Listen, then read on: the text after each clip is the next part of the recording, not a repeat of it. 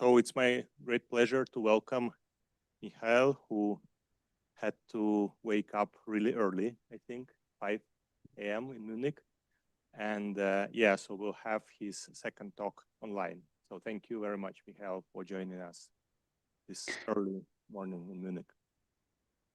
Yeah, thanks a lot, Sergej, for introducing. And also my apologies that I didn't make it last week. So it would have been much nicer, of course, to have a in-person presentation, but I hope this works also somewhat in that format today.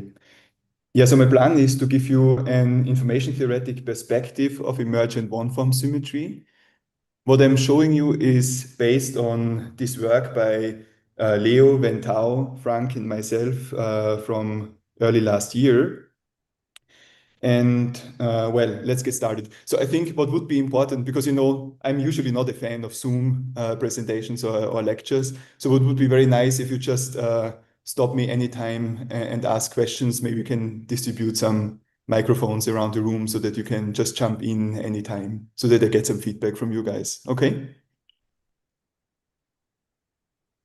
Good. So also in many presentations, and also in the one which I gave last Wednesday, we were thinking about phases of matter. And a way to categorize them is basically to split them up in two different boxes. One would be maybe trivial phases, and the other one topological phases.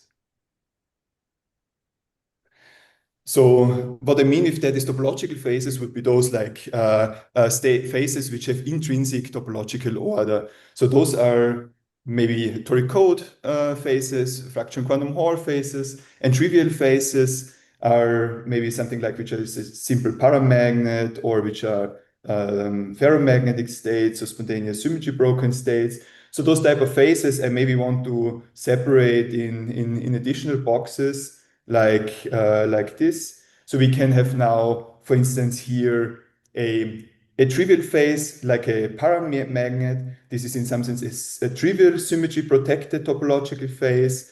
There can be a non-trivial symmetry-protected topological phase. There can be spontaneous symmetry-broken phases, which I, in my categorization, still call SPT, but SB for symmetry breaking. Then there can be topological order, for instance, toric code, and they can also symmetry enrich these topological ordered phases, which would be then symmetry enriched topological ordered phases, so SET1, SET2, etc. So that's somehow the landscape of quantum phases of matter, of interacting quantum many-body systems, how we are thinking about them today. So this would be the more complete classification compared to what I told you last time. Modern tools to understand these type of phases of matter can be something like we can understand them, for instance, with their entanglement spectrum.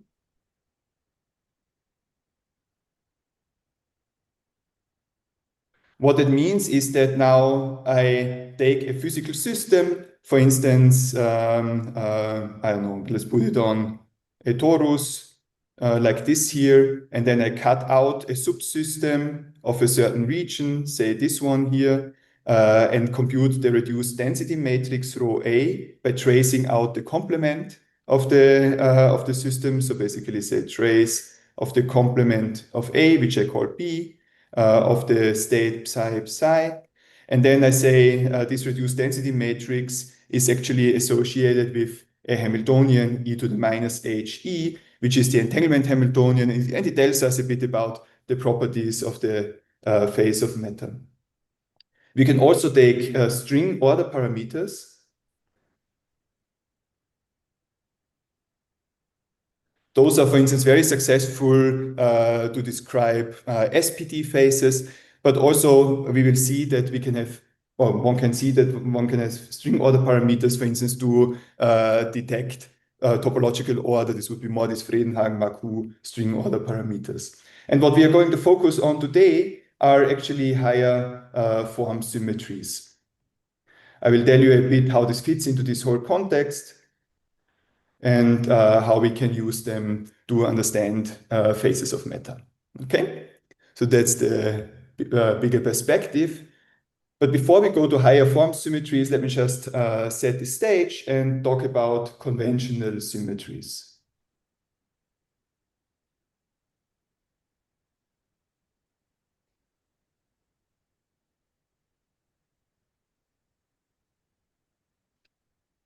So, when I'm talking about a symmetry, what I have in my mind is actually a lattice system with an on-site with a symmetry which is a product of on-site symmetries. So somehow my symmetry U of G is a product over the representation of the symmetry Uj of G, which is an on-site object. So I multiply basically over all sides J of the system, and Uj is somehow the representation.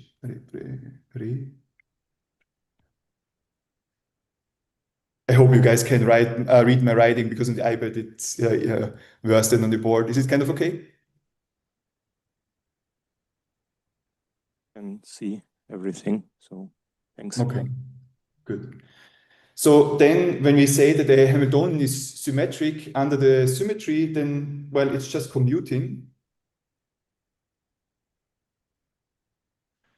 So this means that the Hamiltonian would commute with U of G. Okay, this is standard way for all G from the group. And for the state, this would mean that basically when I act with UG on the state, then we get the state back, psi, possibly with some eigenvalue which depends on G. Okay, so this is just very generic. Let's look at an example which is very familiar, which is the Z2 parity symmetry of the transverse field Ising model. So the symmetry would be product over J, product over Xj. The Hamiltonian is in this, when I choose the representation of my symmetry as being product over X's, then my Hamiltonian is written as product over C, Ci, Cj, plus the transverse field is then in I direction. And I write the Pauli's just in this quantum information notation, where Ci means Pauli C and Xi means Pauli X.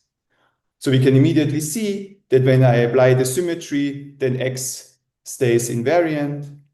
When I apply it here, C becomes minus C, but this becomes it twice, so the Hamiltonian stays invariant under this transformation. So as a consequence, we have that the Hamiltonian commutes with U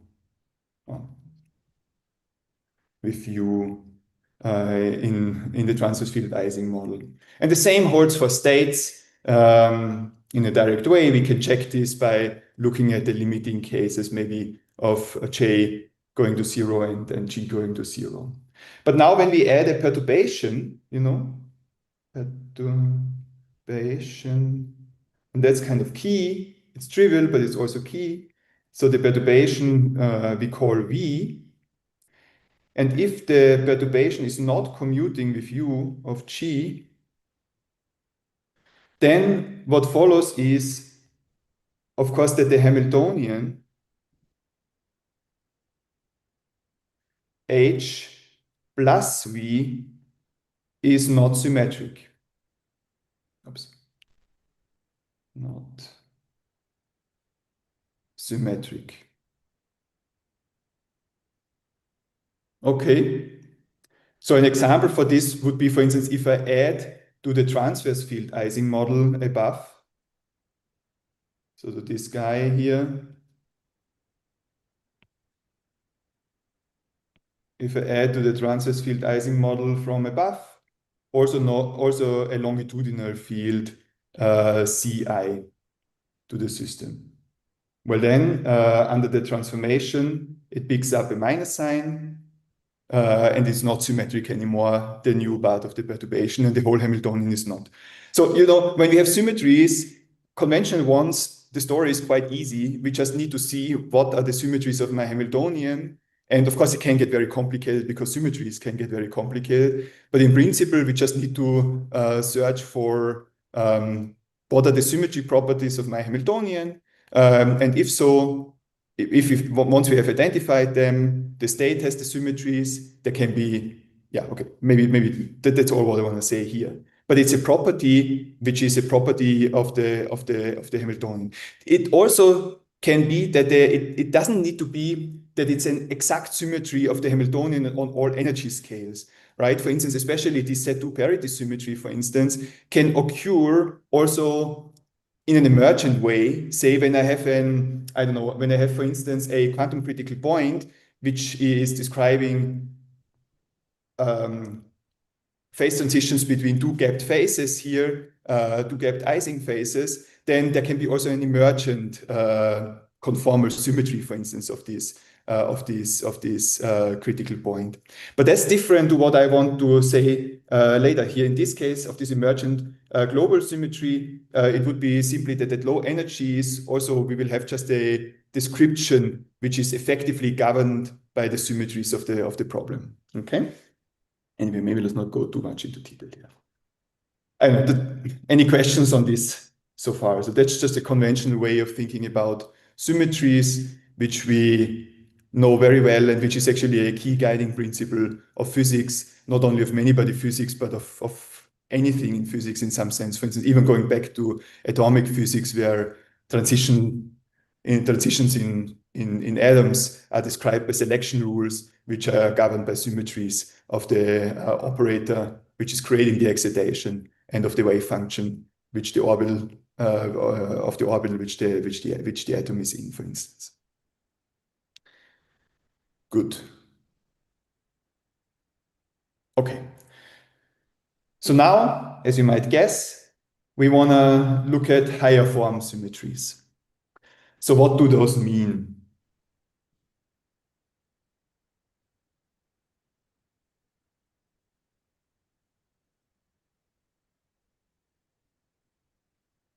So let me first define it, like somewhat formally. So the AP form symmetry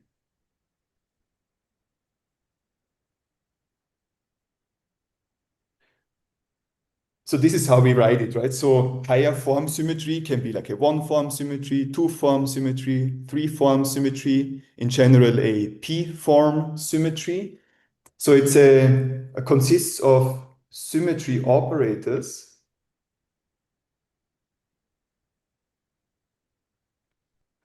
that act on D minus P dimensions, where D is the spatial dimension.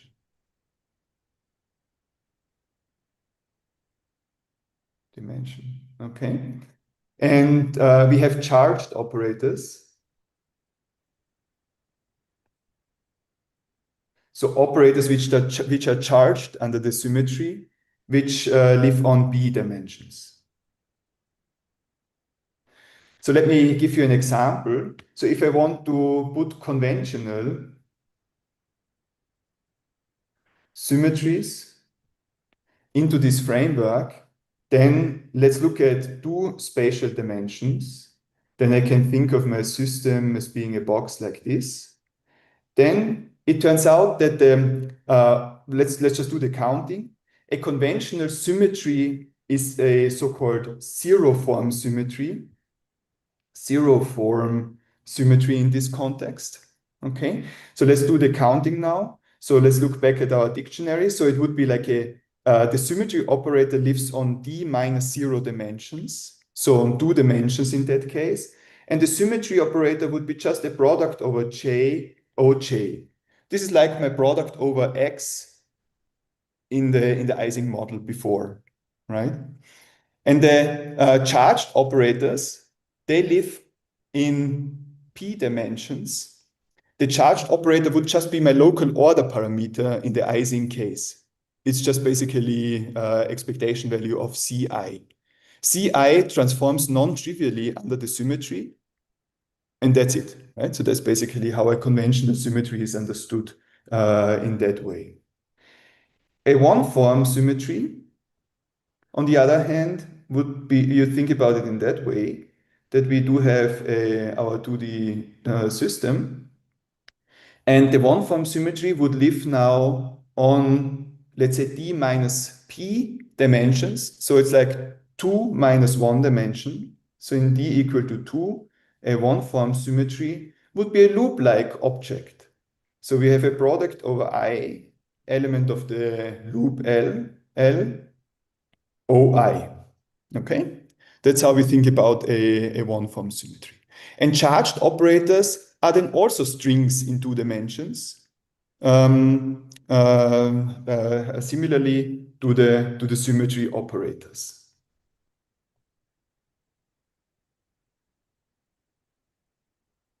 Okay, so far so good, I guess. So now there's one interesting thing, and this kind of is often said verbally when people talk about higher form symmetries. It's the association with spontaneous symmetry breaking.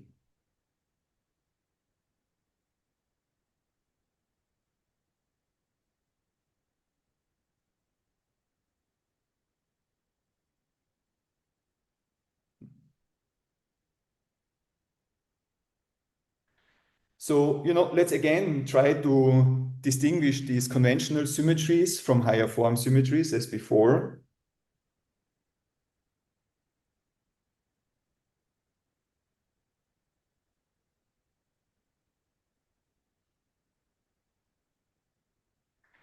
So in the conventional case, we consider again the transverse field Ising model. So we take that the Hamiltonian is minus j sum over ci cj ij plus g sum over xi. So in that case, remember we had as a symmetry that the product over xi product over I commutes with the Hamiltonian.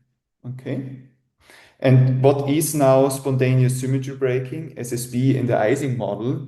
Well, it's just, that in the limit of G going to 0, I have actually 2 degenerate states in finite size systems. This would be the cat states of all up plus minus all down. In the thermodynamic limit, we say that, there will be always some perturbation field which selects one of the 2 states. A cat state is very hard to realize in the lab or just observe in any way. So maybe the all up state is selected spontaneously. So let me try to draw it like this. So the all up state, maybe of a 2-dimensional system, would have spins all up like this, up, up, up, up, up. This is my caricature of the eigenstate in the limit of G going to 0. And when I now act with my symmetry operator, product over or xj, well, what I do then is I go to the, I just convert, I go to the other of the 2 ground states. I go to the all down state. And with that, let's say, move through the manifold of degenerate ground states. In the Ising model, it's a set2 symmetry, so I only have 2 ground states, and the product over my symmetry operator just transforms between the 2 spontaneously symmetry broken ground states. Okay? So now let's try to think about the analog of the higher form symmetries here. So let's just try to do this. And, for this to make sense, it's best to look at a toric code example as an example of the state. So remember, I introduced the toric code. It has been introduced many times in this conference, and I've also introduced it last time. Compared to my notion last time, actually, well, or maybe just let's draw it. We have minus j sum over vertices a vertex minus j sum over all plaquettes B plaquette. Remember, this lives here in my notion on a square lattice, and it has and the qubits, the spin degree of freedom, live on the edge of the lattice. So we have basically here is the lattice, and the qubits are sitting here. The star operators act on the vertices, and the plaquette operators, they act on the plaquettes of this lattice. This is how we think about it. And here what we have is actually we have also some very important higher form symmetries in this model. And the higher form symmetries are that basically product over set operators along closed loops L, so J in a loop L, they are actually invariant. So they basically leave the Hamiltonian invariant. You can see that. So in my notion now, you have to be a bit careful. I switched now. I don't know how much you remembered from the talk last week, but I switched now the notation of my wave function. Last time I used actually the representation of the wave function where the loops in the toric code are written in the computational C basis. Now, my notion is that the loops are written in the computational X basis, which is Kitaev's original notation, where basically the loops now are basically product over X's. The product over X's essentially instead of product over C's. It doesn't matter much, but what I mean is this guy here in this notion is the so-called Wilson loop operator. It is just a product over C's on the primal lattice. And then there's another operator which is basically conserved, which is when I go now on the dual lattice L hat and the product over J, H, which is also computing, and this would be the so-called Toft loop operators. Okay. So what the only important thing now is, I can show you more if needed, but the only important thing is that this product over loops are conserved, and then we have seen in many talks that when I put the toric code on a torus geometry, then the ground state would be fourfold degenerate, and I can use these loop operators actually to characterize these ground states. So what does that mean? So let me now draw for you a segment of this torus, or maybe let's just literally put the toric code on a cylinder. Then maybe it consists of some loop states like this. So it would be periodic in the y direction and open in the x direction. When I now apply with my symmetry operator product over J, where J is an element of a loop, then what I'm doing actually is I create now a loop which goes around the cylinder like this. Okay, this is my loop which I'm choosing. I want to have a non-trivial, so a non-contractible loop in my lattice geometry. And when I do that, I go from one ground state to another ground state. Okay, very much similar to what we had in the Ising model when I applied my global symmetry operator. Here I apply my one-form symmetry operator. Just this perspective has been celebrated, and one can therefore reinterpret topological order, which is what happened, which is, as we have seen last time, what's the property of the toric code ground state. So topological order can be reinterpreted as spontaneous symmetry breaking of one-form symmetries.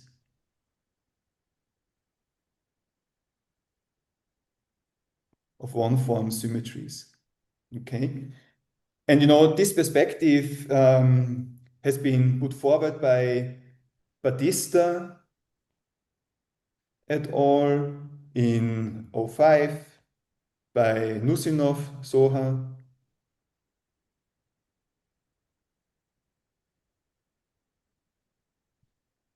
in 2009.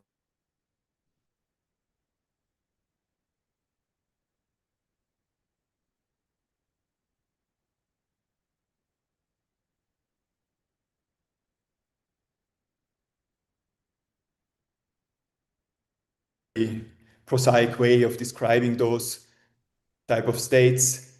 And he basically uses a lot this notion of interpreting, let's say, topological order as spontaneous symmetry breaking of higher form symmetries. Okay? Good.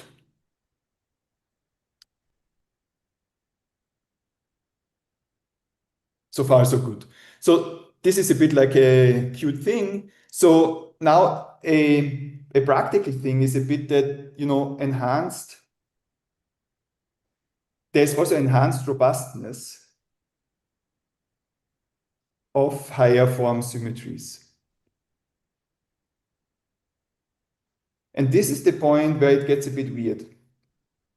And this is what really needs to be understood. So the point is, even when the one form symmetry is explicitly absent at the microscopic level, it can exist as an emergent symmetry. Okay? So even when one form symmetry is explicitly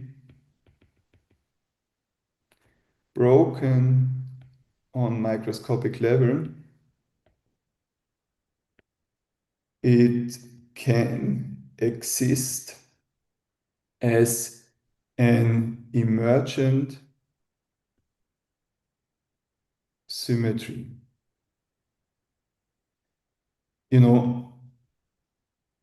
So how should we think about this? So when we go back to my sketches of my 2D system, then, the exact one-form symmetry would be that my Hamiltonian commutes with the exact one-form symmetry.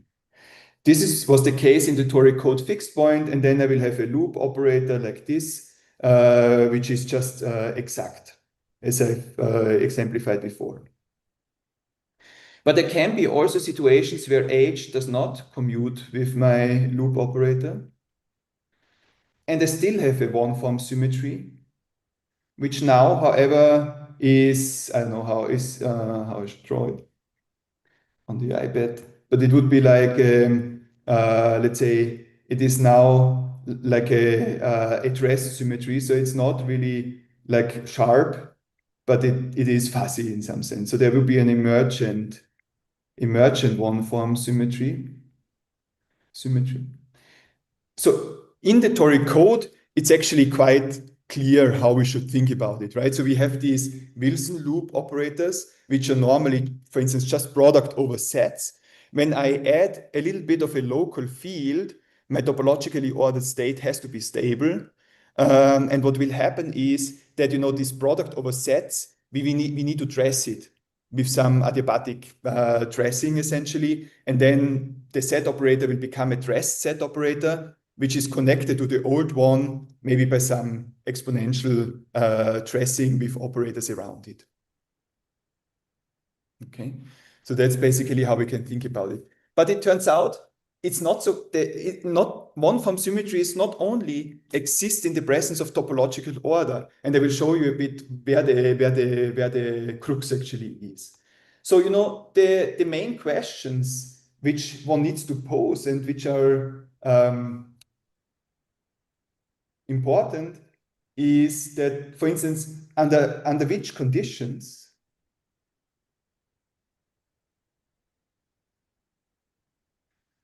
do one-form symmetries emerge?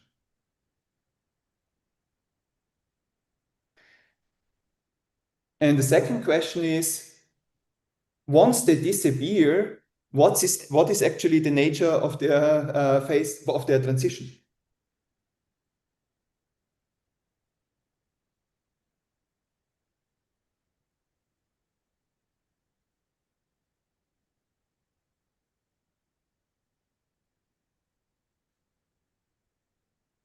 When they disappear. Okay. So, and now let me just tell you a bit. This is now a brief summary of our work.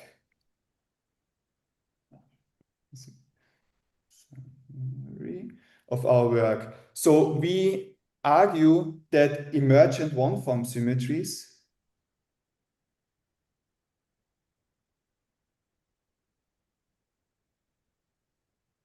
are actually information theoretic. So what we want to say is that an emergent one-form symmetry is equivalent to saying that we have that information about the bare one-form symmetry. Symmetry is recoverable.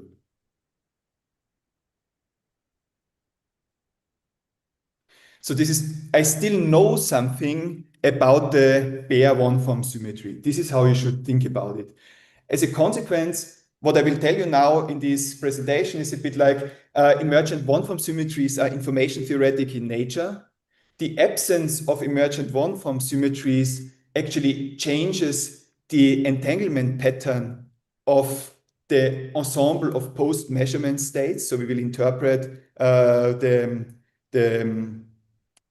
the state of matter in terms of measurements. And there will be a change from long-range entanglement to short-range entanglement in the post-measurement state. And this is the nature of the transition. And we will see that this is not only a technical tool somehow to understand topological order, but hopefully I will be able to show you that this also gives new insights in set2 lattice gauge theories, actually. Can I ask a question, Mikael, please? Please do so. You assume that those one-form symmetries, when you're talking about recoverable information, Yes. looking only at situation when these one-form symmetries are spontaneously broken, because I have the feeling that if the one-form symmetry is unbroken, there's no such storage of quantum information. It doesn't. All right. Very good point, Benoit. So the point is, I'm not talking about necessarily about quantum information.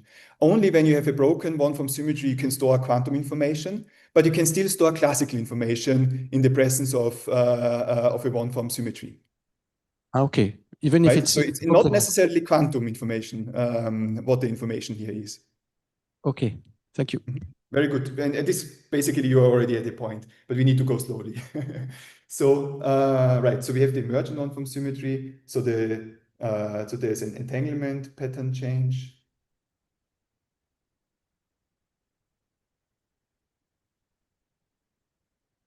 At the transition.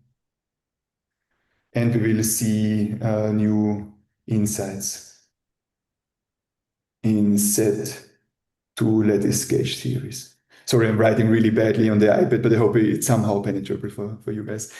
So the structure of this presentation will be the following. I will start very slowly, and this is now connecting to Benoit's question, actually. We will start out with actually looking for emergent one-form symmetries in product states, which are completely unentangled. Then we will discuss a general formulation of this information theoretic principle of emergent one-form symmetries. And then we will talk about consequences for confinement in set2 lattice gauge theories. And well, then I won't have time for the fourth part, but there's also consequences of emergent one-form symmetries on entanglement patterns. But this first example of product states, I still would like to write on the iPad, because I think this is the gist. I mean, once we understand this, everything becomes clear.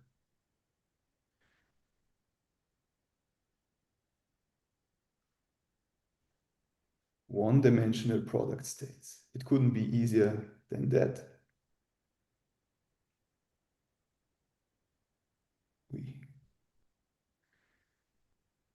Very good. So what I have in my mind is a one-dimensional ring where my particles or my qubits sit somewhere here. Okay. And I'm thinking of really qubits. The Hamiltonian of my product states is as follows. The Hamiltonian is just minus sine theta sum over xi minus cosine theta sum over ci. So it's a product of spins which live on the Bloch sphere which for theta equal to 0 point in the 0 direction. And for theta to pi equal 2, we slowly migrate down to the equator of the Bloch sphere. The ground state of this Hamiltonian is just, I called it phi here in my notes, let's just stick to this. So the ground state phi of theta is just a product over j cosine theta over 2, 0 j plus sine theta over 2, theta over 2, 1 j. Okay, so it's just a product state of spins on a Bloch sphere like this. You know, what I want to introduce now is a Z2 one-form symmetry. Now we live on one dimensions, so the Z2 one-form symmetry has to live now on points, because it's like d minus 1 is 0, so my one-form symmetry lives on a 0-dimensional space. And you know, the one-form symmetry is always split into contractible and non-contractible parts. In the toric code, the contractible one would be a closed loop. The non-contractible one would be a loop around the torus. Okay, so now what's the analog here in my 1D example? So the contractible will bear one-form symmetry. We choose to be generated by the set as contractible, which consists of Zj plus 1. So Cj plus 1, when I multiply elements of this set together, then, well, maybe let's just do it for example. Then we have something like Z2, Z3, for instance, times Z3, Z4, and so on, times maybe, let's do another one, Z4, Z5. Then this is the same, these are all identities, right? Squares of Paulis are identities. This would be Z2, Z5. So it's just literally like living on a 0-dimensional space, zero-dimensional, it's just points in my system. Now, these are the contractible ones because I can also multiply them again together in the inverse way, and then I get the identity, right? I can multiply Z2, Z3 with Z2, Z3 again, so I get the identity, which means that I am contractible within this set. So the non-contractible one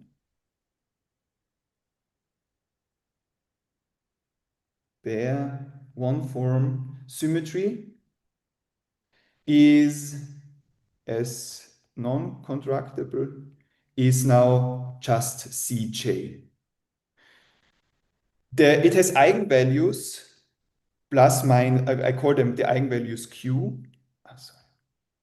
Q, and they are plus minus 1, okay, of this non-contractible one-form symmetry. And I can remove, now it's very similar to the familiar example of the toric code. So let's now take this non-contractible one-form symmetry. I can move it around by multiplying with elements of the contractible one, okay? So that's how you should think about it. And now what are the charged operators? The charged operators, they live now on D minus, they live now, let's look it up, right? Our dictionary from before, they live now on P dimensions. Since it's a one-form symmetry, the charged operators now need to live on a line. So those are actually generators of domain walls. So those are product over J, Xj. They are charged under the symmetry because they create domain walls, and the domain wall is picked up by my contractible Bayer one-form symmetry. So it's important to understand what I was saying here. Is this kind of, does this make sense?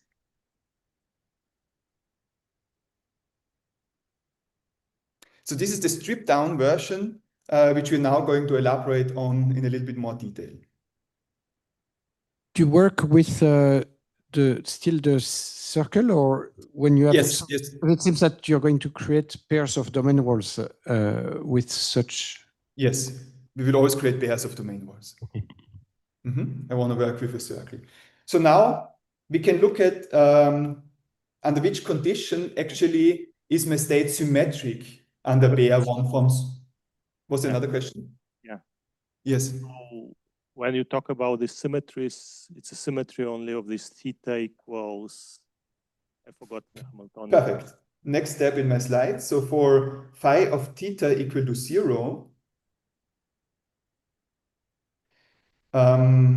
which is nothing else than product over j's of zeros, j's, this state is symmetric under the bare one-form symmetry.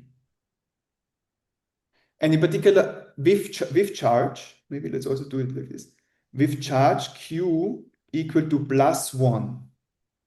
Okay? So this is precisely correct. The question now which you want to ask,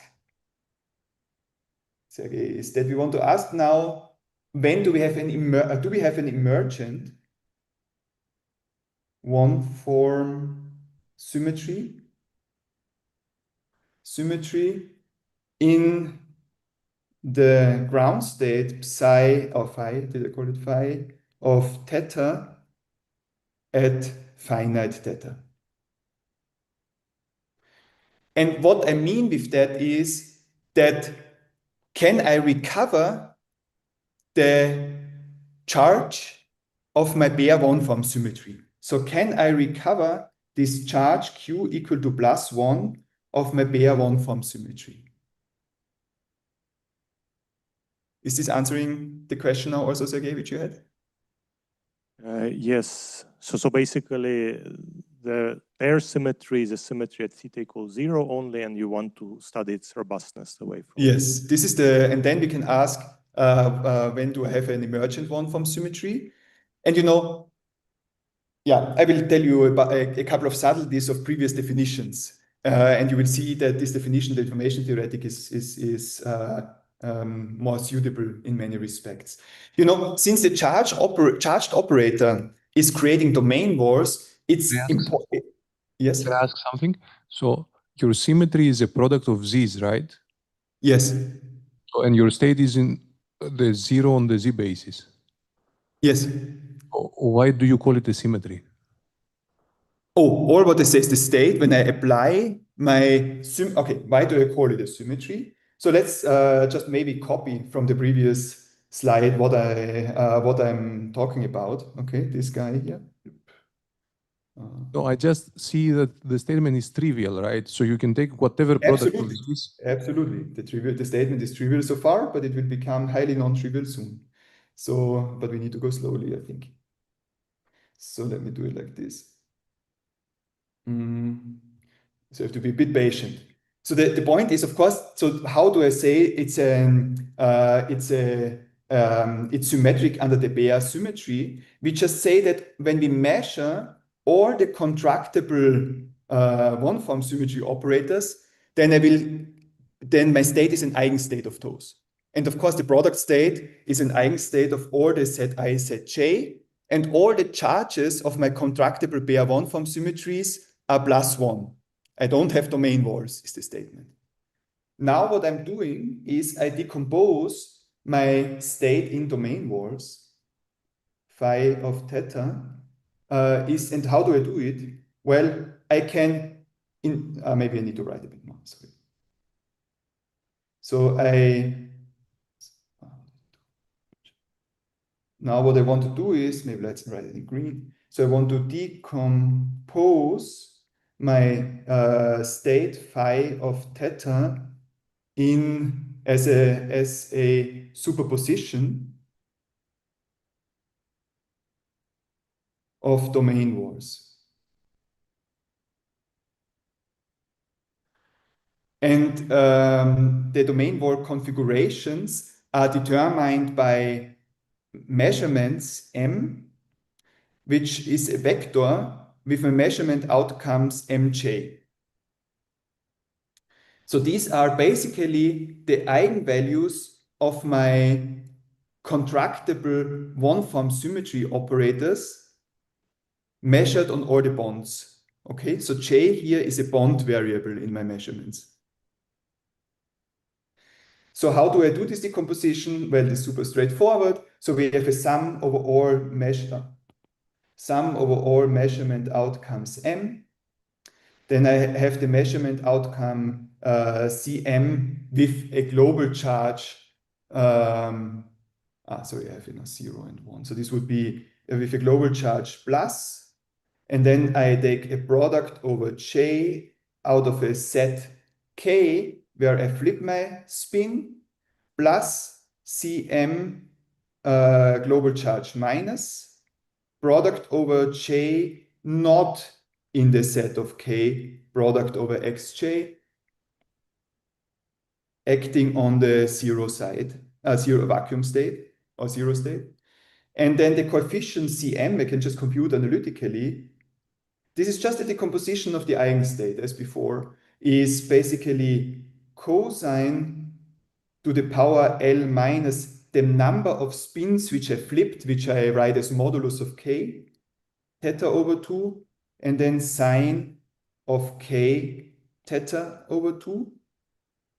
And K is the length is less than L over 2 in my decomposition because I have two of the terms separate.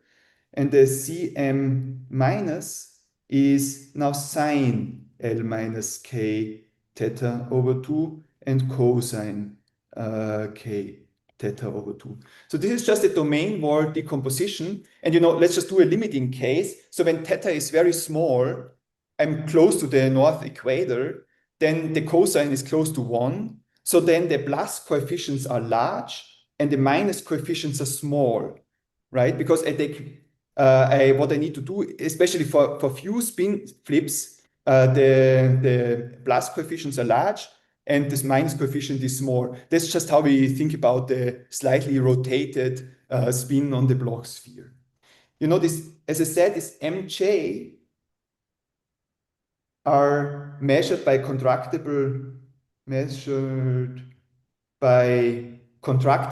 one-form operators Cj plus 1. So let me just give you an example. So we think about a system on a string.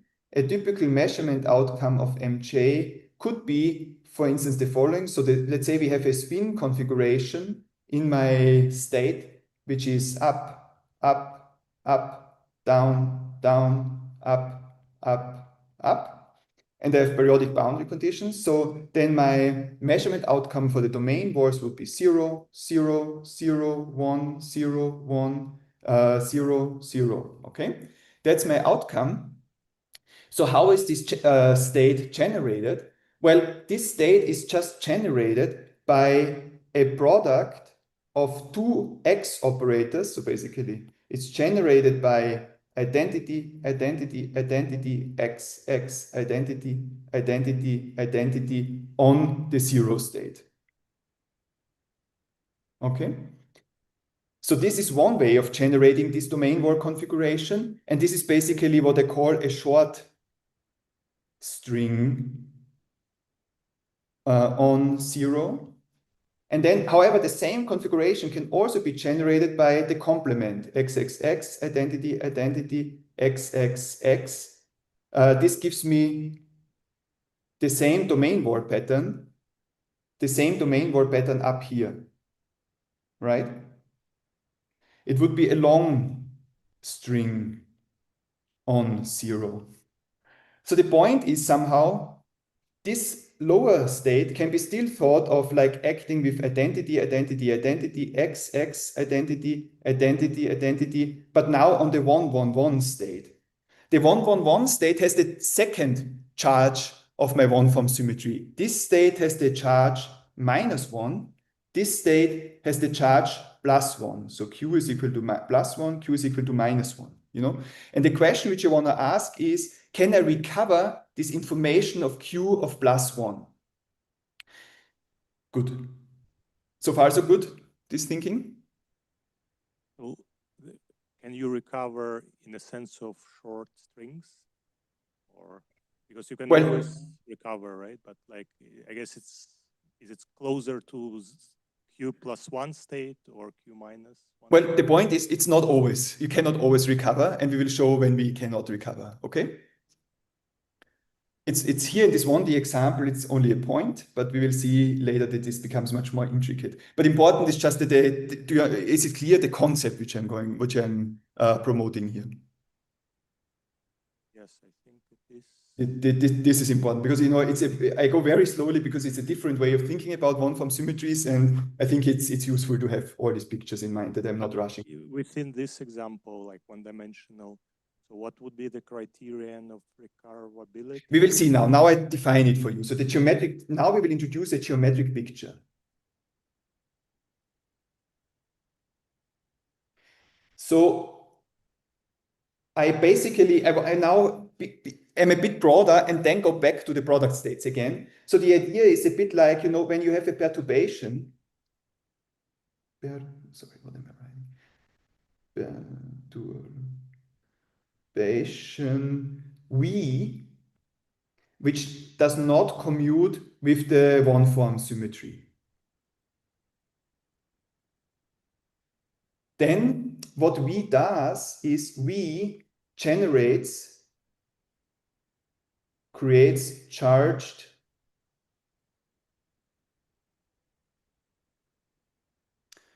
strings. This is a bit like, it's the same here. When there's a perturbation, I take a tilted spin. What I get a superposition of many states which have charged strings, which are these domain walls, right? Because these domain walls X, which I wrote before, these are my charged string operators of my one-form symmetry, which I introduced. So these are the charged strings. And, how we interpret now that we have a one-form symmetry, and I draw it now in a two-dimensional setting for just clearness, the operator V will generate some defects like this, maybe, okay? And now I'm saying that I do have an emergent one-form symmetry like this when I can successfully deform it around my defects. And this is only possible when I'm able to assign a unique charge configuration Q for typical charge configuration Mj. And then I have an emergent one-form symmetry. So the question which we need to ask, so this is the geometric picture, Q, can we deform one-form symmetry operators through these charge strings? Can we deform one-form ops through charged strings? The answer, it's deformable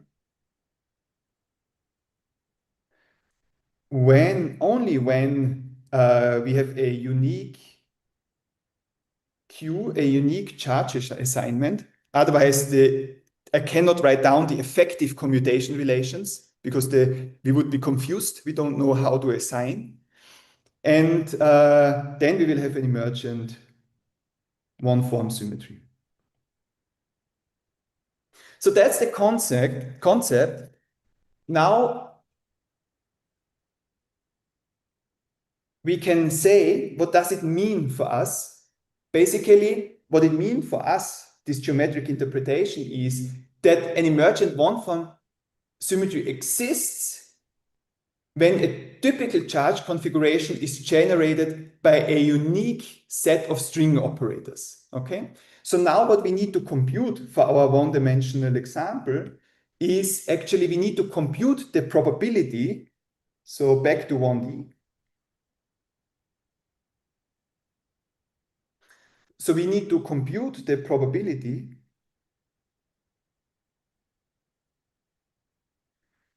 for getting my charge Q given a measurement outcome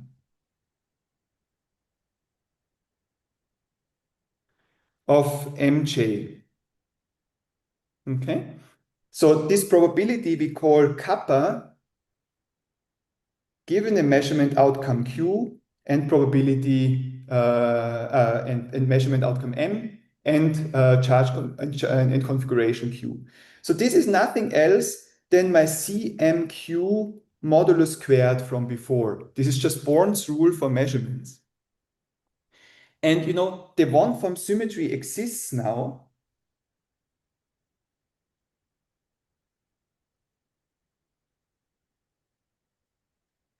When we take the following limit of L going to infinity, sum over all measurement outcomes M.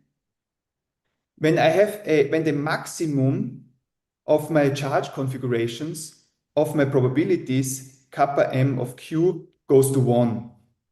Okay, why is that so? Because you know, kappa MQ is just the probability of finding the charge Q if when I only take the maximum of it, not marginalize completely, but take the maximum of it, and if I still get back probability 1, then I have a unique assignment of my charge Q.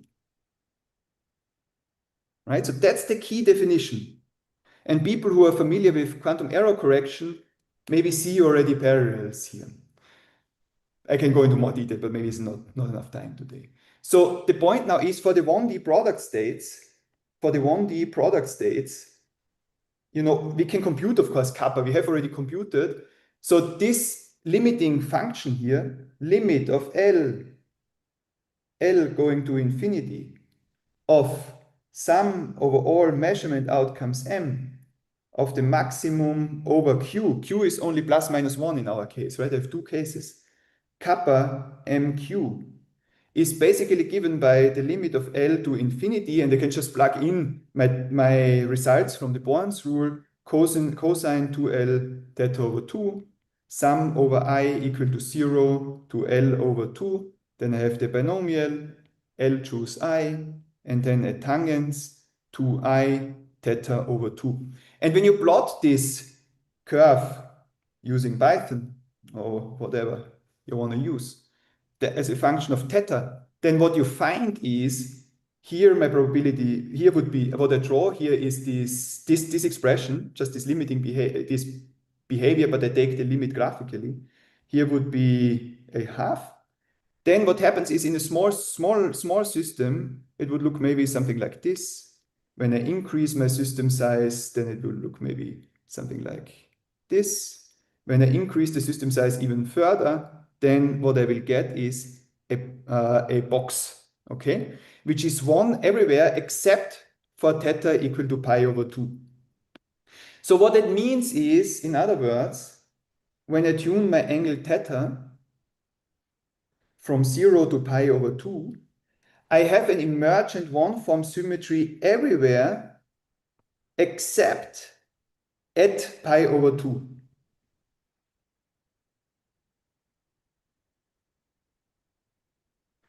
And you know, of course, what I'm saying now is super trivial, because when I have a collection of Bloch spins, I will always know that they're on the northern hemisphere whenever my theta is smaller than pi over 2. When I'm at pi over 2, I don't know whether I came from the northern or the southern hemisphere, okay, of the Bloch sphere.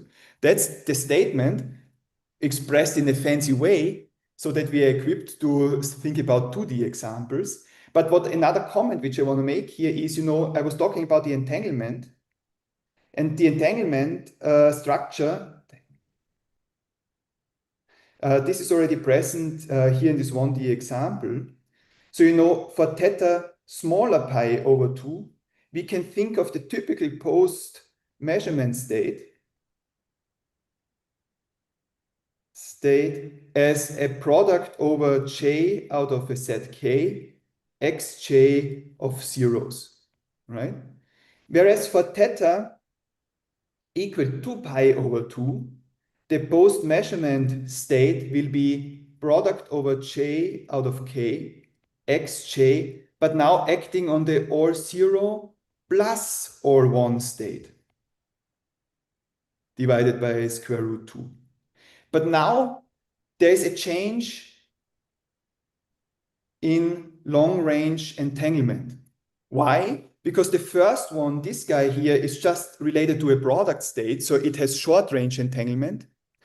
But once I lose the information of my one-form symmetry, what happens is I get GHZ-type states. So these are long-range entangled.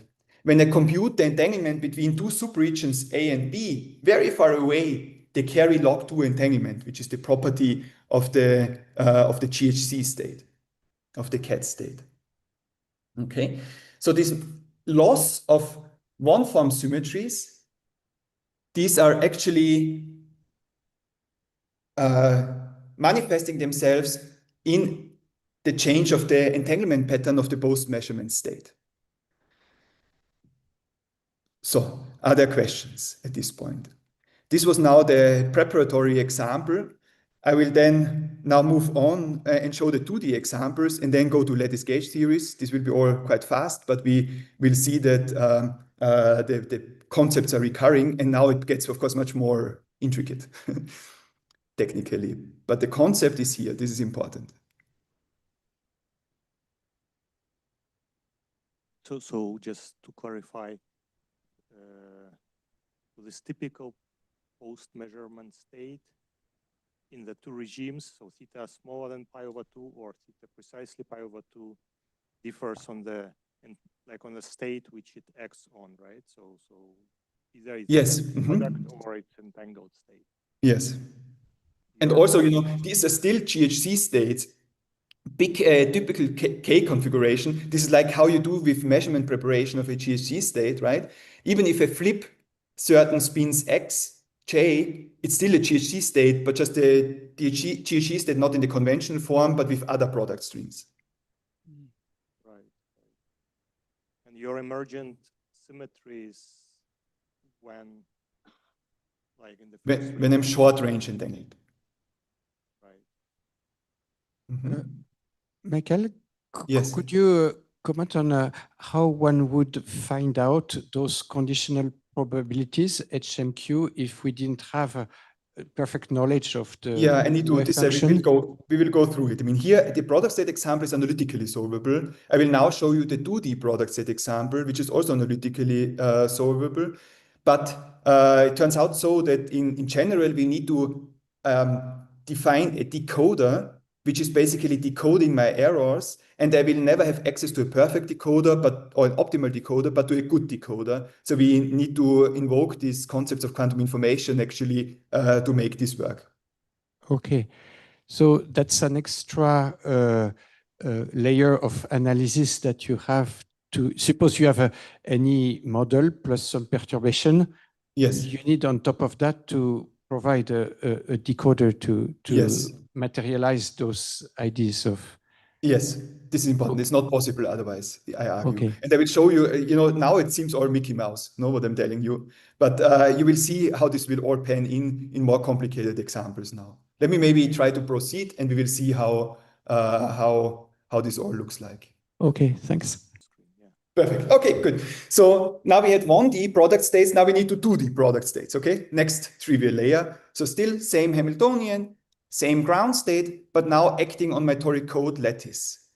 The one-form symmetries which I want to consider are now the bare C1 form symmetries generated by the plaquettes. The plaquettes now in this notation are product over Cs, and we just sum over all plaquettes. And you know, these are the contractible ones. We can make them vanish or we can make larger loops. These are just Wilson loops on my lattice. Excuse me. Now in 2 dimensions, I have more information which I can encode in this state, which is now the QX charge, where a string goes around the X direction, and the QY charge, where a string goes around the Y direction. And the non-contractible loops are indeed these Wilson loops which go around the torus, either this way or that way. Okay? So I have now a vector information, Qx and Qy. Now let's do the game. The limiting case again, which is trivial, would be product states pointing to the north pole. Then it's symmetric under the bare one-form symmetry because it's just a set C eigenstate. For small theta, we do again the same as before. We measure the contractible one-form symmetry operators, and the typical outcome could be like this. So it would be like some of the plaquettes are -1. This is the analog of my domain wars from before, right? Some of the plaquettes are -1, and most of them are happy though, because I'm thinking only of a small theta. So the typical configuration could look like this. Now, however, there's a crucial difference to the 1D example. Because in 2 dimensions, we can measure one-form symmetry, we can, the syndromes, the -1s, can be generated now not only by 2 strings, but by many, many strings. You know, we can connect these -1 and 1 by string operators, which go arbitrarily through my lattice. And remember, the charged operators now of my one-form symmetry in 2 spatial dimensions are one-dimensional. So these lines here are product over x's along the dual lattice. So I'm not going, you know, along the links, but along the, let's say, perpendicular to the links. This is the dual lattice. And these are product over x's, which create my anyons, as we have seen before. But now there are many ways of creating the anyons, not just 2. And this is a crucial difference. Now you can still work out the StatMech problem, and I could show you in detail, but maybe, I mean, there's not enough time, and I want to show you a bit more how it goes. But the details are also in the appendix of our paper, written down with quite some care. So, you know, there are now many X strings, the blue strings, which are compatible with the same measurement outcome, not just 2. And it turns out that when we ask now what's the probability for a given outcome Q, given a measurement outcome MP, then how can I write it? I take my product state, I write 1 plus measurement outcome times the plaquette operator divided by 2. So when the plaquette operator is 1, the measurement outcome is 1. That this adds to my system. When the measurement outcome is -1, the measurement outcome is -1, then it adds to the system. And these guys here, those are selecting X and Y charge. Okay, this is the loop operator in X direction, loop operator in Y direction. So if both charges are positive, then we need to be in a sector where the Wilson loop operator has also a positive charge. Otherwise, it would be projected out. So this is just, all what I'm doing here is I'm conditioning my Born's rule, the measurement outcome, in addition on the charge Q of my non-contractible one-form symmetries. Okay, this is not physical. You cannot measure it directly, but this guy is physical.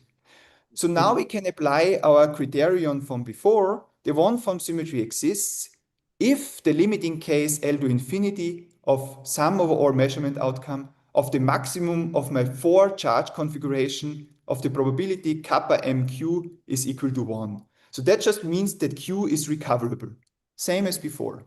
I have a question. Yes.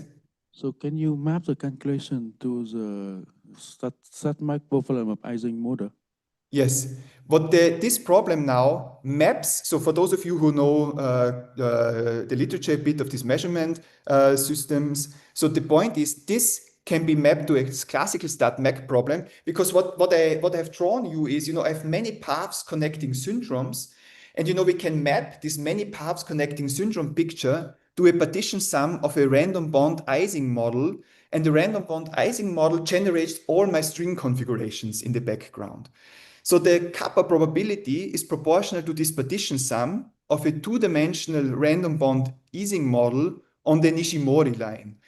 This is a certain line which is well studied, and for which we know where the phase transition is. And you know what this amounts to then is a phase transition from a regime where I am ferromagnetic. There, the domain wars actually spanning the whole system cost a giant amount of energy, so I don't create them, and I stay in the one-form symmetry sector with the charge where I started out with, to a phase, which is my paramagnet, where my domain wars proliferate and I don't have any information anymore about my charge. So it's not recoverable anymore. And you know, we know exactly where this phase transition point is, from the simulations of the random bond Ising model on the Nishimori line. And this corresponds to a critical angle of a little bit less than pi over 4. And you know, when this angle is less than pi over 4, I mean the ferromagnetic line of the Nishimori line, problem, I can recover my Z1 form symmetry, but beyond it not. Okay, this is also an exact result which we have by mapping to StatMech problems. So it's not recoverable all the way down to pi over 2, but only a little bit less than halfway through, okay, to 0.21 pi. Good. So now again, let's take this entanglement perspective from before. So the limiting case again of theta equal to 0, then we just have a product over zeros and the state is symmetric under the bare one form symmetry and it's short range entangled. I basically just have a product state. Close to pi over 2, the post measurement states, however, are just, you know, I take my pi over 2 oriented state, which I write as plus, and then I have to apply my measurement outcomes, 1 plus measurements of the plaquettes. But that's precisely the measurement-induced way of defining topological order for the toric code. So these are all toric code states, which I'm generating in the post-measurement ensemble. So those states are long-range entangled again, as I've shown you last time, that the toric code states actually have long-range entanglement of log 2 because of the anion content of the toric code. So it turns out that this transition of the absence, of the presence to the absence of a one-form symmetry is again tied to a phase transition, information theoretic phase transition in the ensemble of post-measurement states from short-range entangled states to long-range entangled states. Similarly to the 1D example. I have a question about that. So I quite confused when you say about the post-measurement state. I thought that when you do the measurement, you will be like the result will be an ensemble with some probability, right? Yes. So why here you have the like a well-defined state rather than an ensemble? No, it's an ensemble. I just say a typical state looks like this, but I have many measurement outcomes MP. For each measurement outcome, for each vector of measurement outcomes, these are my defects, I will get such a state. Okay? Okay. There will be an ensemble, and the ensemble has this property.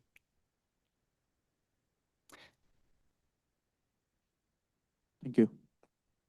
Very good. So, you know, now it got non-trivial in some sense, right? But still solvable. So we could still solve the problem. And we went basically to the 2D example where we could see that the absence to the presence of the absence of one-form symmetries is basically defined in this information theoretic way. Why am I advocating this? You know, it's super important because, you know, along the whole way of parameterizing my product state, of course, nothing changes. There's no non-analyticity in my wave function. The wave function is just rotating a spin. So thermodynamically, it's just rotation of a spin. And if I want to define one-form symmetries in an adiabatic way, we cannot make any sense out of it because adiabatically I can connect all these states of matter which I'm looking at. All the rotated spins are adiabatically connected just by a rotation.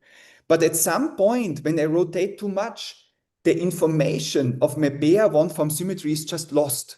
I don't know anymore where I started out from. And this is why the emergence of a one-form symmetry is actually an information theoretic concept. It's about whether I still remember that I started out with this bare one-form symmetry.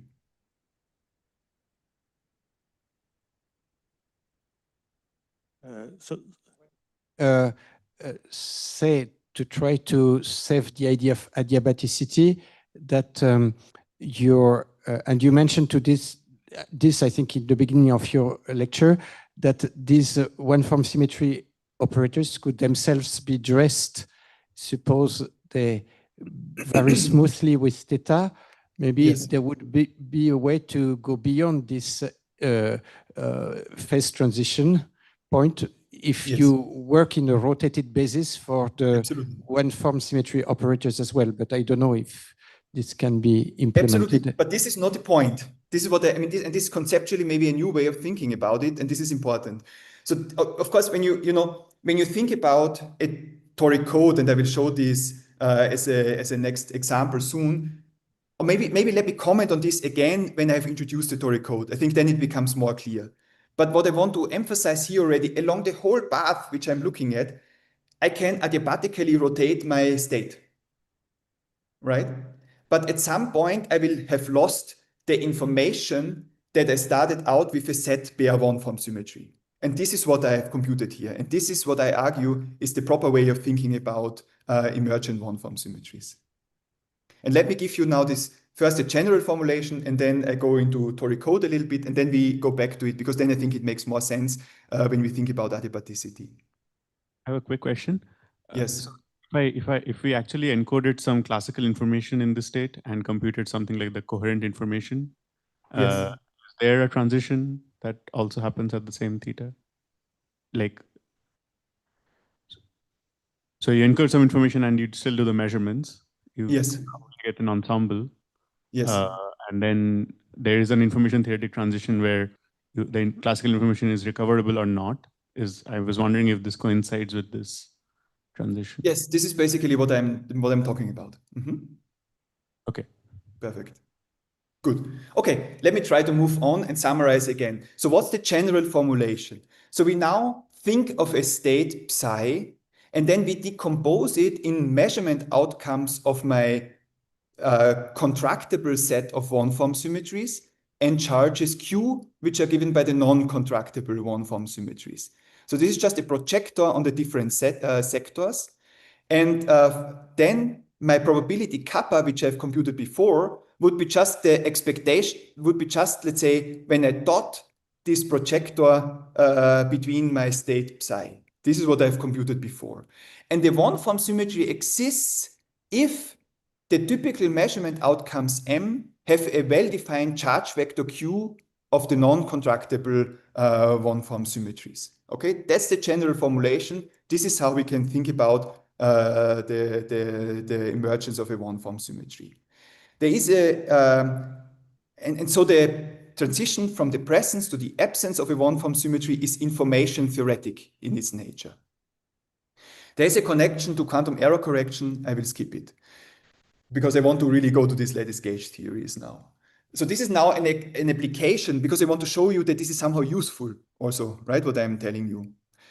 The point, what I want to do is now, we want to think about a Z2 lattice gauge theory, and we choose the unitary gauge, which just means that we are looking at a toric code in a field. So this is now my toric code Hamiltonian from before, and we have an X field and a C field.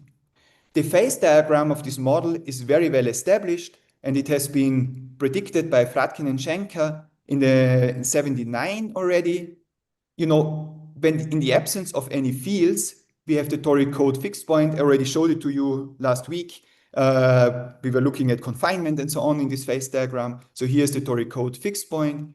Topological order will be stable to some perturbations, but then things break down, and we go into a paramagnet, which in the context of the lattice gauge theory has the interpretation of the confining regime and the Higgs regime. So, sorry, I just need to plug in. So, now this is the phase diagram, and the Higgs and the confinement regime, those are just adiabatically connected thermodynamically. There is no phase transition in a torus geometry of this system. We can go from Higgs to the confinement regime just by adiabatic rotation. And you see this, but just look at the spins in the product state limit. You can just rotate them from the X and the Y direction. There's surely no phase transition out there, and so is none when we migrate inside. So now I've already introduced to you before that we have this 't Hooft and the Wilson loops. Okay, these are just the one-form symmetry operators. And they can be emergent also. In particular, they can be emergent, let's say, they are emergent here in the toric code phase by just thinking of them as stressed Wilson operators when we depart here from the fixed point. But very importantly, when I only add a C field, the product over C loops are still commuting exactly with the Hamiltonian. Along these lines, I will have still a bare C1 form symmetry because it's just commuting with the C field and nothing changed. And now I want to ask, when I depart from it, how long do I still have this one form symmetry? And while it's very clear what happens in the toric code, because here I just stress Wilson loops, they become more and more stressed and thicker until I reach my phase transition point where I have anion condensation, it's much less clear how to think about these emergent one-form symmetries in the Higgs regime. Because they are paramagnetic simply, and what does adiabatic dressing mean in this context? But we can use, as I advocated before, our information theoretic perspective on this. So we can just say again, under which conditions can I retain this information of my bare one-form symmetry? And out here in the product state limit where the field is infinity, I can analytically compute my transition point. This was the mapping to the Nishimori line, which I showed you before. This here is this dot in the phase diagram. In the rest of the phase diagram, I need to use an approximate decoder. I cannot solve the problem analytically. There may be a way to construct an optimal decoder, and people are working on this actually to construct optimal decoder for Z2 lattice gauge theories. Then we can redo our calculation here with an optimal decoder. At the moment, what we did in our work numerically was we used an approximate decoder, which is minimal weight perfect matching. It's just one way of globally match up errors. Okay, it's not too important how this works. But what happens then is that we will have like this orange, yellowish, peach color area where the Z1 form symmetry emerges. This is a regime below pi over 2, and this is the regime where the Z1 form symmetry emerges. The same type of calculation we can do with the X1 form symmetry, and this will be the blue regime. It's actually, the theory is dual, so we can just make a copy of the C1 form symmetry on the lower part.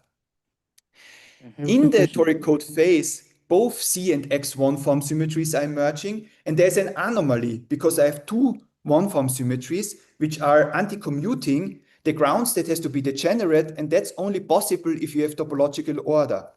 Luckily, outside in the paramagnetic phase, I will never have a regime where Z and X1 form symmetries are coexisting, at least in our calculation. There's work by Adam Nahum, which I can talk about subtleties. Tibor has pointed this out a couple of days ago to me again. So here we find at least no overlapping regime of Z and X1 form symmetries, which means in turn that there is no anomaly and they just have a paramagnetic state. So that's all good. So no topological order outside. We have also formulated this minimal weight perfect matching as a quantum algorithm, which we can apply on a quantum processor. If you want, you can look this up here. I think there was a question. I have a question. So you want to like recover the measurement of the charge in the emergent one-form symmetry? Yes. But in the toric code, if you have like four graph set from the beginning, so which graph set you choose to? Right. So I choose one which we call minimally entangled state, which has a fixed information of the charge Q. So these are eigenstates of the Wilson loop operators. I see. Mm-hmm. Thank you. Okay. Good. Very good question. Thanks. So, but what I want to say now is, now actually we have an operational definition of what the confinement and Higgs regimes are in this Z2 lattice gauge theory. Because, the existence of a Z1 form symmetry defines me where my Higgs phase is. whereas the existence of an X one-form of symmetry defines me where my charge confinement regime is. Why is that so? It makes a lot of sense because we need to know, in order to have charge confinement, we need to know how to create a charge. But we can only create a charge when there is an underlying one-form symmetry. So this Higgs and confinement regime in a set two-lattice gauge theory, they are not thermodynamically distinct. Thermodynamically, they are the same phase of matter. But information theoretically, they are sharply distinct. And I know where I have a Higgs phase or an information theoretic phase and a confinement information theoretic phase. Okay, so this is an information theoretic definition of confinement. And I think maybe, I mean, we have not thought this through, because maybe this can be also used in much more general context, like in a standard model and so on, where confinement regime is also not clearly defined, right? So maybe we can think about this as information theoretic concepts, actually, in the way that we need to have information whether we can create charges in the underlying state. Okay, so this is now a new physics insight which we obtain from knowing that there are higher form symmetries in the system. Sorry, I have a question. So in this story code regime, so do you Yes. have analytical proof that, let's say, if you are on a vertical line, as Yes. you go through the thermodynamic phase transition, that your information theoretic criterion for the, let's say, electric symmetry is Yes. coincides? Or Yes, we have this proof in the appendix of the paper. It's a bit cumbersome. It depends. It has to do with the anomaly which arises in the topologically ordered phase and the definitions of the one-form symmetries. I cannot go into the details here, but it's in the paper. okay. Hi, Michael. So I was wondering, when you tell that this is an information theoretic change, when you go from one phase to another, that is related to entropy in some way, because information theory is related to some kind of Renyi entropies or generalized entropies. It's related to the entanglement entropy but the long range entanglement patterns in the post-measurement ensemble. This is the information change which we have. So we have here short range entangled states, say for the set one-form symmetry, and out here long range entangled states. Can't you think of it as a change in entropy in the system when you go from this one confined phase to the other? Well, okay, this is a good point. So the question is whether it's only in the entanglement pattern from short range to long range entanglement, or whether it's also in the distribution of the states which we have in the post-measurement ensemble. It's actually something which I'm actively thinking about now. It's not 100% clear to me. It's a very good question. So what I'm trying to do now is to think whether there's also, like in the distribution of the post-measurement states, some signatures of these information theoretic transitions. But I cannot answer at the moment your question because it's something which I'm thinking about at the moment. And one more question I had is, sometimes whenever there are these smooth transitions, which is not a thermodynamic transition, you always have some kind of fractal-like structure emerging out. So no, I mean, I'm not sure if I understand the question actually. Can you maybe, so what fractional structure are you referring to? hello? Yeah, Hello? there's a fractal-like structure that comes about in the system in case of smooth. Somehow this microphone is breaking up. I only hear every other half part of this. The microphone was not working properly. Yes, I now was it's wondering, working. whenever we have this smooth crossover type of, not a thermodynamic transition, there is always a fractal-like change in the fractal properties of the system. Like, for example, if we see the system in terms of loops, and so there are these critical length of the loops which emerge in this system. Or in terms of Polyakov loop, we can think of it? Yeah, I'm not sure because the point is here. So I'm not sure whether this is generically like this actually, because the point is here. First of all, I know there are ways of thinking about higher form symmetries by looking at the three-dimensional classical stat-mech problem. There you have much more information. So here I'm thinking about the 2D 2+1D quantum state. I don't have access to the partition sum, right? I only have a quantum state, and in that case, I need to think about it in this information theoretic manner, actually. Okay. Good. So now it's a bit like, I'm already 5 minutes over time. Maybe I should stop, but the point... Yeah, there is another question by Tim. Another question. Okay, good. Can you hear me? Yes.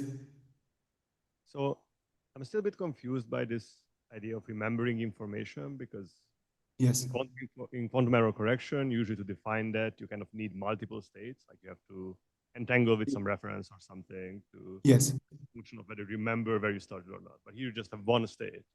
Yes, it's just classical information. No, but even classical information, you need more than one thing to know whether you remember something or not. Like by just one state, what does it mean to remember? Like what am I remembering? Well, but I have two choices, no? For my 4 choices actually. My charge vector Q can still be plus plus, plus minus, minus plus, or minus minus. I'm just asking, I start out with an eigenstate here in the north of my coordinate system, where my charges are all plus. So I ask, can I remember all plus? If I would start in the southern hemisphere, then the quantum numbers would change. No, but that's kind of my point. Like, what does it like? You just have a state. There's no notion of starting out anywhere. Like, would have started at the other end. This is my point actually. So what it means to have a one-form symmetry, to have an emergent one-form symmetry, it's like to have a one-form symmetry emerging from somewhere, right? You have to have a reference state which I first fix, and then from the reference state I can ask my deformed state, does it still remember the properties of this reference state? And this is a bit this new way of thinking about it, but this especially in the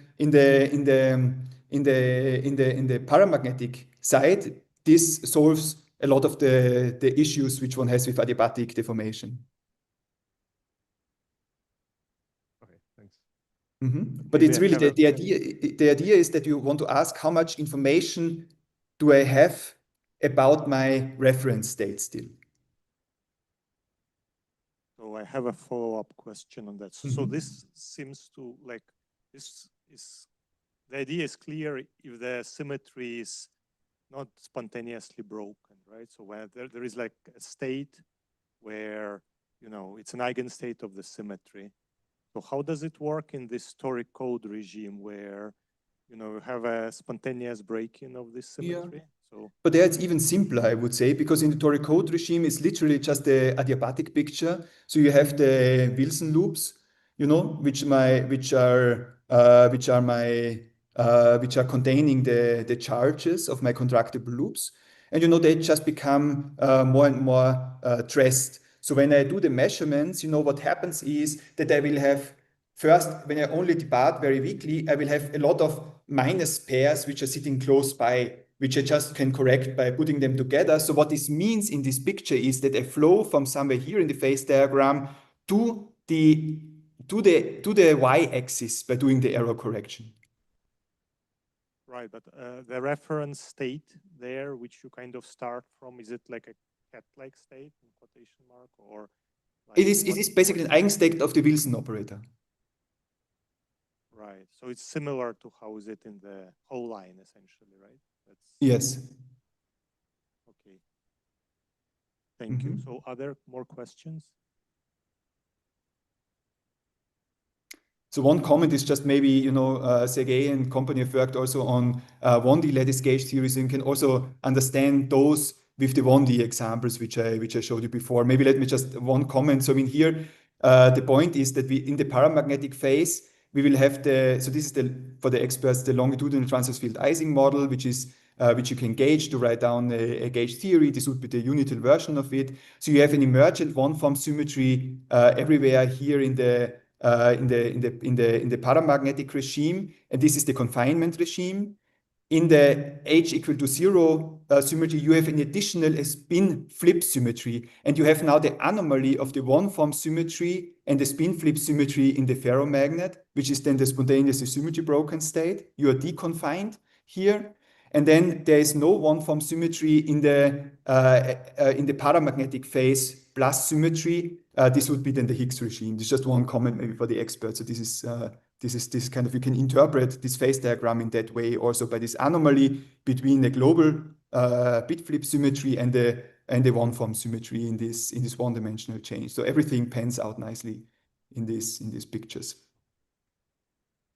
Yeah, so actually maybe let me ask about this, because I guess it's related to what I wanted to ask. So imagine you start from a paramagnet, right? And you showed in the beginning of the talk that, like, if you have this two terms, like you deform it with a like longitudinal field, you lose your symmetry only at pi/2. So yes, here, like the question is, if you deform it with we break it with the Ising term, right? So imagine yes, you just, so I guess it's exactly what happens here, right? Because yes, you have this J term. yes. So you're saying you kind of worked out where the, let's say, Oh yeah, maybe I don't know. I mean, yeah. So now I don't want to push you too much. I mean, if people want to leave, they can also leave, right? I mean, maybe. But for those who are interested, what I wanna say here is this is now the phase diagram in the HC field of the longitudinal transverse field Ising model. Okay. But how is so it? Now how my does it? 1D product state example is actually along the infinity here of this phase diagram.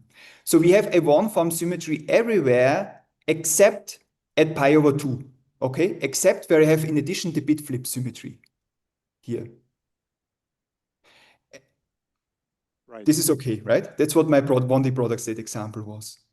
Now we can ask, when I now do cuts, for instance, at HC equal to 0.2, I can now ask, where do I have a one-form symmetry by my indicator? I can do it numerically. And I find everywhere in the thermodynamic limit, I have an emergent one-form symmetry.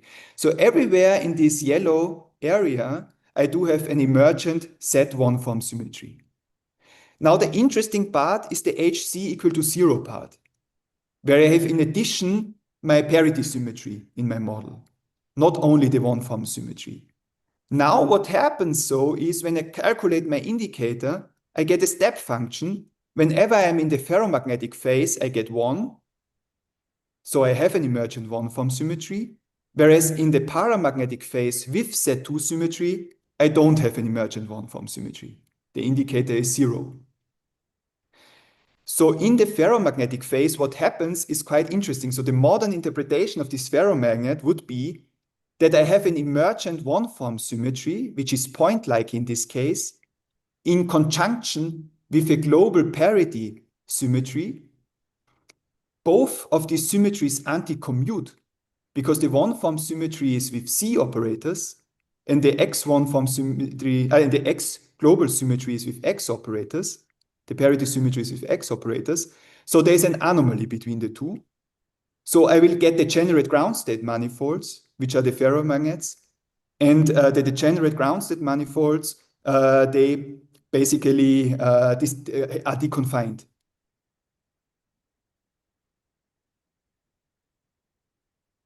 I see. So that's the way of interpreting this longitudinal transverse field Ising model in terms of these symmetries. Right. Okay, this Okay. is interesting. Yeah. Very well. So this, maybe just to put credit to the people who really, so this is now, unfortunately didn't manage to talk about the last part, but this was really put forward by Leo Ventao together with Frank and myself in this paper here from last year, right? So if you're interested, there are many more details in it. It's a long paper, so please have a look or ask me questions offline, I mean. Okay. So let's thank Frank. Sorry, Michael. For... Also Frank, maybe. Okay, good. Yeah, thanks a lot. So we had a lot, but Tibor has a question, so maybe. Yeah, I just want to ask. So there's a difference between your 1D and 2D example, in that in 1D, your one-form symmetry operator kind of fully determined the basis, like the ZZ and the Z. If I fix all of those, I know what state I'm in. But in 2D, the plaquettes and the logicals, they don't fix the entire Hilbert space. Like there's remaining stuff. You have to know what the vertex excitations are doing. Does that make a difference? Yeah, I think this is basically the point also, because in the toric code, I can simultaneously define two one-form symmetries, the C and the X1, right? I think this is what you're saying. Whereas here, I don't have this, right? So the anomaly arises essentially between a global phase and the one-form, a global symmetry and the one-form symmetry, which would be point like here. Okay, and the reason is in the toric code, the star and the plaquette operators, they are independent in some sense, whereas here I cannot, once I have chosen the CC pair, I cannot define anything else which is independent. Good. So it's getting late. So thank you very much, Michael, for this nice talk. And also, yeah, thanks for listening, and I hope it was somehow I think it's very interesting.